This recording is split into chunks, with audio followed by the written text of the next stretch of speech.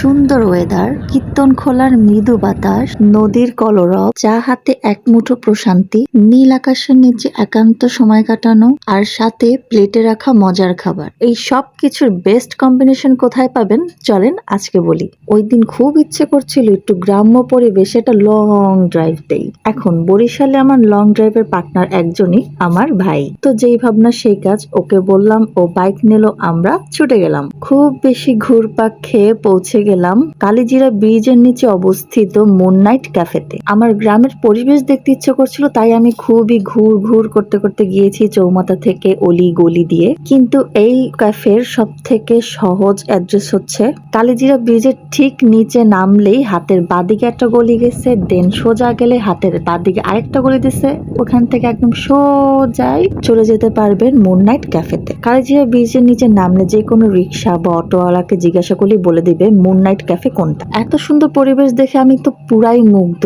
And সাথে পরিবেশটা ছিল মেঘলা মেঘলা আবহাওয়া, মৃদু ঠান্ডা বাতাস, আর খুবই সুন্দর কোলাহল মুক্ত একটি পরিবেশ।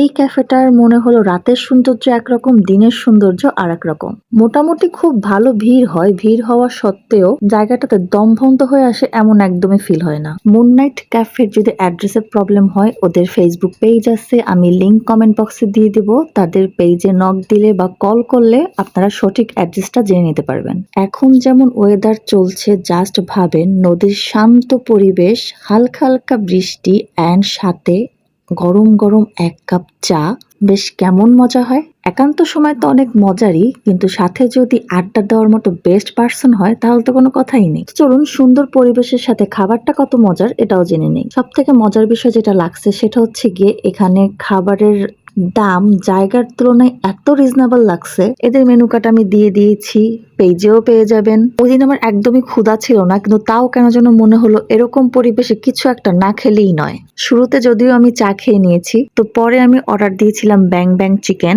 আর দিয়েছিলাম বাফেলো উইংস।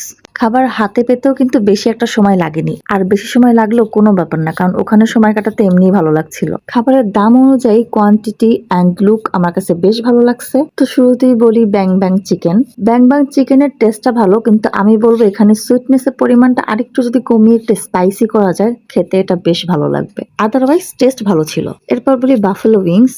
এটার টেস্টটা আমার কাছে ব্যাং ব্যাং চিকেনের থেকে একটু বেটার লাগছে, কারণ এটা একটু স্পাইসি ছিল। এটা খেতে কিছুটা বারবিকিউ উইংস এর মতো লাগছে, বাট টেস্ট এটারও মজার ছিল। তো আমি শুধু এই দুইটাই খেয়েছিলাম আর দুইটার কোল্ড ড্রিঙ্কস নিয়েছিলাম। বাসা থেকে ভাত খেয়ে না গেলে আরো কিছু খাইতাম, কারণ পরিবেশটাই এমন, ওখানে যদি শুধু মুড়ি মাখাও খাওয়া যায় না, তাও মনে হবে বেস্ট কিছু খাচ্ছি। তো আমাদের খেতে খেতে বসতে আড্ডা দিতে দিতে সন্ধ্যা হয়ে গেল। অ্যান্ড সন্ধ্যা যখন এরা লাইটটা অন করে, তখন এই জায়গাটা দেখতে মনে হয় কি আরো বেশি সুন্দর লাগে।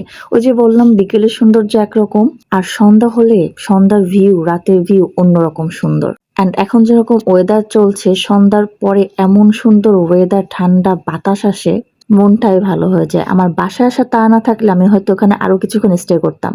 আমি তো নেক্সট আবারও যাচ্ছি মুননাইট ক্যাফেতে। আমার এই ভিডিও দেখে গেলে অবশ্যই একটু কমেন্ট করে জানাবেন কে কে গিয়েছেন এবং কার কার ভালো লেগেছে এই মুননাইট ক্যাফে অ্যান্ড এই পরিবেশটা। তো আজ এই পর্যন্তই, সবাই ভালো থাকবেন, সুস্থ থাকবেন। Till then stay tuned and thanks for watching.